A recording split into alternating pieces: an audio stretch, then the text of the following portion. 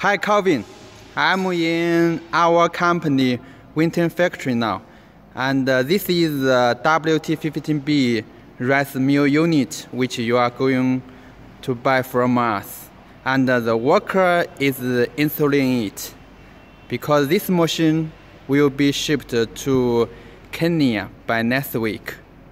And after we install it, the workers will mark this machine with numbers 1, 2, 3, 4 and many numbers, so the clients can connect the pipes and the machines very easily.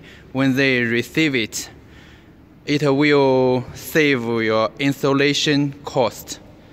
Okay, you can check it. Thank you for watching.